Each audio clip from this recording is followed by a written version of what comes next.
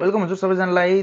2090 मा मार्केटले आज क्लोजिङ दिएको छ। आज ग्याप अप ओपनिङ लिएको थियो मार्केट र माथि नै प्लस पोइन्ट रातो देखिए पनि प्लस भएर चाहिँ क्लोजिङ दिएको छ है त। रातो किन भयो भनेर चाहिँ हामीले यहाँ क्वेसन गर्नुपर्ने कुरा चाहिँ छैन। प्री ओपनिङमा मार्केट माथि ओपन भएको थियो 9 पोइन्ट जति, त्यसैले गर्दाखेरि चाहिँ हल्का 2-3 पोइन्ट तल घटेको हुनाले रेड क्यान्डल चाहिँ फर्मेसन भएको छ, तर मार्केट चाहिँ पोजिटिभ नै छ है।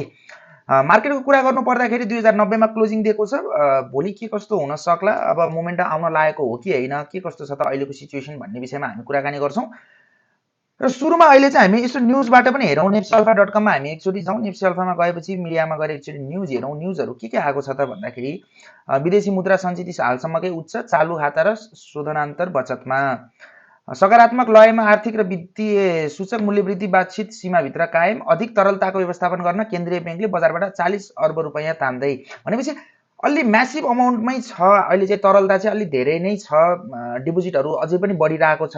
कर्जा प्रवाह खासै त्यस्तो भइरहेको छैन। अलिअलि निजी क्षेत्रमा भइरहेको होला, नभए चाहिँ त्यसरी भइरहेको छैन, स्याङ्सन भइरहेको छैन लोनहरू भन्ने कुरा पनि हामीले हेरिरहेकै छौँ, देखिरहेको छौँ। भनेपछि ओभरअल सबै कुरा चाहिँ सकारात्मक छ भनेको छ। सकारात्मक लयमा आर्थिक र वित्तीय सूचक भनेको छ।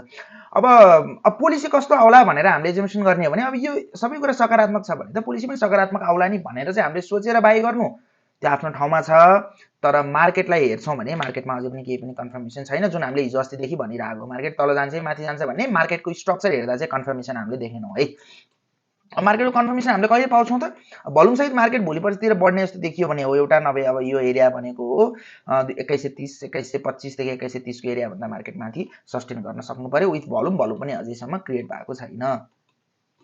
र मार्केटले आज चाहिँ अब इन्भर्टेड ह्यामर भन्नुहुन्छ अथवा नर्मल क्यान्डल भनौँ यसलाई, खासै धेरै फ्लक्चुएसन छैन मार्केटमा, थोरै प्लस भएको छ।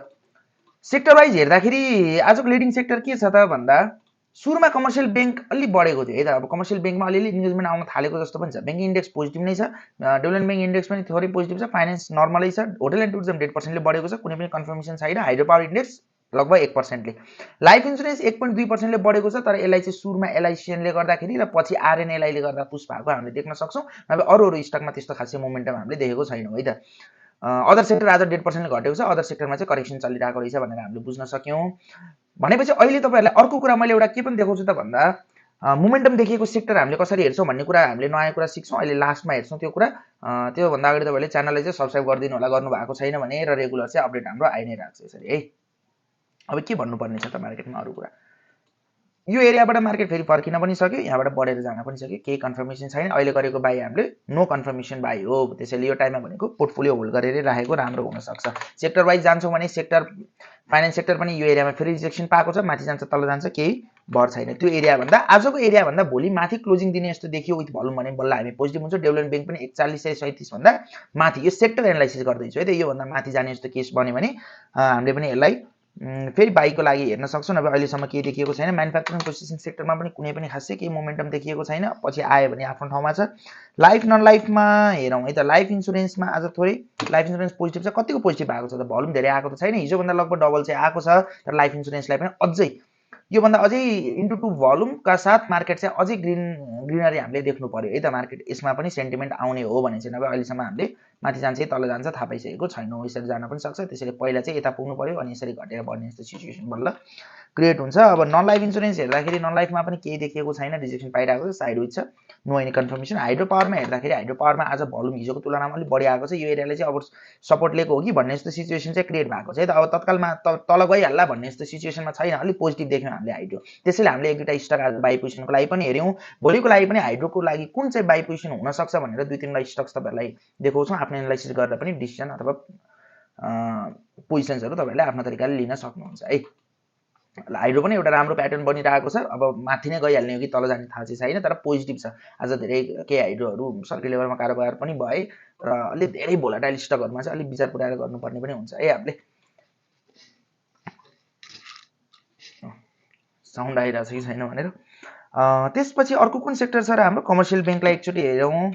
ब्याङ्किङ सेक्टर बैंकिङ सेक्टर हेर्दाखेरि बैंकिङ सेक्टरमा पनि सुरुमा प्री ओपनमा धेरै माथि बढेको थियो, त्यसपछि चाहिँ सप्लाई नै आइरहेको छ। त्यस्तो धेरै सप्लाई पनि छैन, एकुमुलेसन पनि त्यस्तो धेरै भइरहेको छैन, पुस भइरहेको छैन भन्न सकियो। एकुमुलेसन त भइरहेको हुनसक्छ आफ्नो ठाउँमा, भोलि पर्सि रियाक्ट गर्न सक्छ है, एउटा एकुमुलेसन फेज सकिएपछि। अब मैले तपाईँलाई नेप्सेमा एउटा कुरा के भन्न चाहन्छु त भन्दा, जुन यो नेप्सेको एरिया छ नि, यो 2200 को एरियामा मार्केट अझै पनि 2-3 चोटि 2-4 चोटि जाँदै ठोकिँदै झर्दै गर्न सक्छ। मार्केटमा अब पोजिटिभ न्युज आए पनि अथवा नआए पनि जस्तो भए पनि यो सिचुएसन सेन्स त राम्रो छ कि माथि जान्छ भन्ने सिचुएसन छ, तर जुन हिसाबले एकुमुलेसन गर्नुपर्ने हो त्यो एकुमुलेसन भइरहेको छैन मार्केटमा। मार्केटमा चाहिँ जस्तै तपाईँको कसैलाई 4 लाख 5 लाख किता एकुमुलेट गर्नु छ भने उनीहरूले 1 लाख किताभन्दा बढी एकुमुलेट गर्न पाइरहेको छैनन्। 1 लाख किता एकुमुलेट गर्ने, त्यसपछि मार्केटलाई पुस गरेर माथि लाने, त्यो स्टकलाई, मार्केटलाई नभनौँ, स्टकलाई म्यानिपुलेट गरेर माथि लाने, अनि त्यहाँनिर चाहिँ सपोज 5000 सप्लाई दिए भने अनि त्योभन्दा अलिकति सस्तो एरियामा फेरि 5000 किता उठाउनको लागि उनीहरूसँग त्यो पाइरहेकै हुँदैन त्यो किता होइन, 1000 2000 किता पाइरहेको हुन्छ भने चाहिँ त्यो हिसाबले मोमेन्टम दिन सकिरहेको छैन स्टकहरूमा।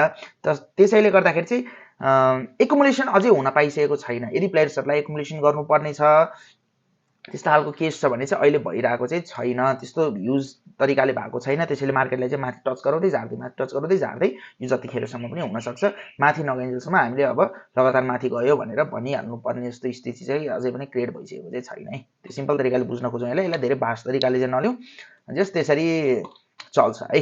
एकुमुलेसन फेजै चलिरहेछ भनेर पनि बुझ्न सकियो। ठुलो यता मात्र होइन, हाइड्रो मात्र, जस्तै तपाईँहरूको यता जस्तै कुनै सेयरलाई प्लेज राख्नु पर्ला, के गर्नु पर्ला होइन, त्यो ठुलो सेक्टरको कमर्सियल ब्याङ्ककै सेक्टरको स्टक भयो तपाईँको त्यतातिर चाहिँ एकुमुलेसन फेज चलिरहेको हुनसक्छ। पछि एक्कासी ग्लोबल आइएमई होला, कुमारी ब्याङ्क होला, पछि एक्कासी पुस हुनसक्छ त्यस्तो ब्याङ्कहरू, अनि त्यो स्टकलाई प्लेज राखेर अनि पछितिर लोन थपिन सक्छ। यो क्यापहरू हट्ने जस्तो सिचुएसन क्रिएट भयो भने अनि बल्ल त्यतिखेर मोमेन्टम देखिन सक्छ। त्यसले पनि एकैचोटि मोमेन्टम माथि लान्छ, त्यसपछि सप्लाई आउन सक्छ र एकुमुलेसन फेज चाहिँ चल्नलाई अलिकति समय चाहिँ लाग्छ है, एक्कासी भइहाल्ने कुरा होइन, एकुमुलेसन हुन टाइम चाहिँ लाग्छ। अब यो ओभरअल पिरियडै एकुमुलेसनको हो भनेर पनि बुझ्न त सकियो हामीले 1800 देखि 2200 को यो होल एरियालाई, तर क्याप हट्ने जस्तो कुरा आयो भने त त्यो गर्न पनि त थोरै टाइम लाग्ने भयो नि त होइन। त्यो हिसाबले हामीले सोच्नुपर्ने हुन्छ अहिले चाहिँ।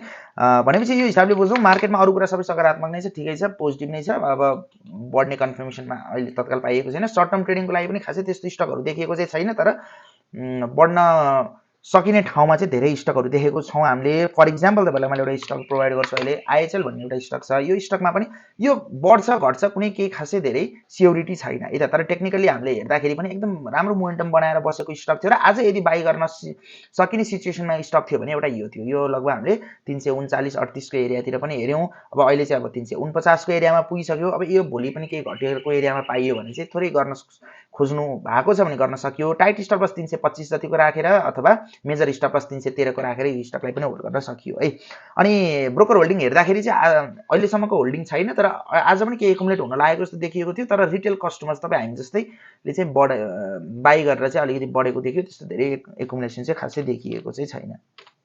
पिएमएचपिएल को कुरा गर्नुपर्दाखेरि यो स्टक पनि त्यस्तै सिचुएसनमा छ, बढेर जान सक्ने नै देखिन्छ, अरू कुरा सबै पोजिटिभ नै छ है।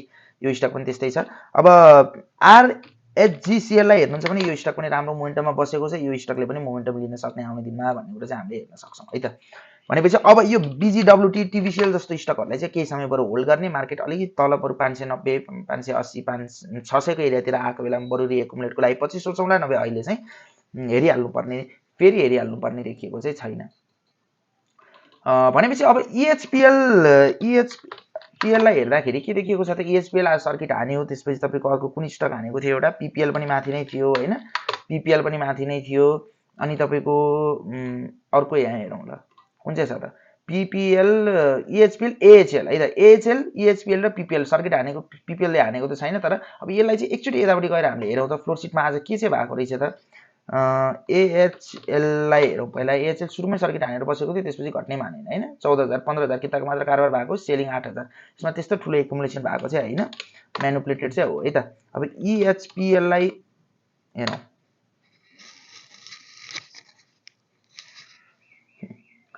इएचपिएललाई हेर्दाखेरि के देखिएको छ भन्दा 5,000 किताको कारोबार भएको छ, पर्चेज 17,000 किताको भएको छ, भनेपछि म्यानुपुलेसन हुन लागिरहेको छ, एकुमुलेट भएको रहेछ भन्ने कुरा बुझ्न सक्यो।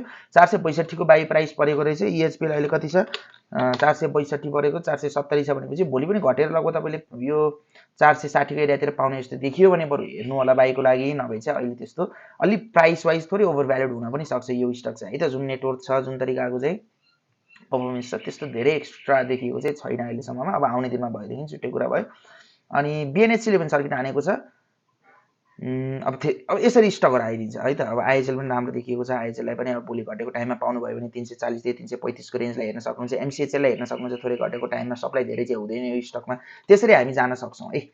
र मार्केटको कन्क्लुजन दिनु पर्दाखेरि चाहिँ मार्केटको अब भोलि नै हेरौँ। अब फर्स्ट एउटा एरिया भनेको भोलि फेरि तपाईँको 2106 भन्दा मार्केट माथि कारोबार हुन्छ कि हुँदैन त्यो कुरा हेरौँ। र टेक्निकल्ली इन्डिकेटरको थ्रुबाट हेर्दाखेरि चाहिँ इन्डिकेटरले पनि कुनै पनि बाई सिग्नल दिइसकेको चाहिँ छैन। त्यसैले मार्केटमा सर्ट टर्म ट्रेडिङको लागि चाहिँ मार्केट भ्याल्युड छैन भनेर हामीले बुझ्न सक्यौँ है त।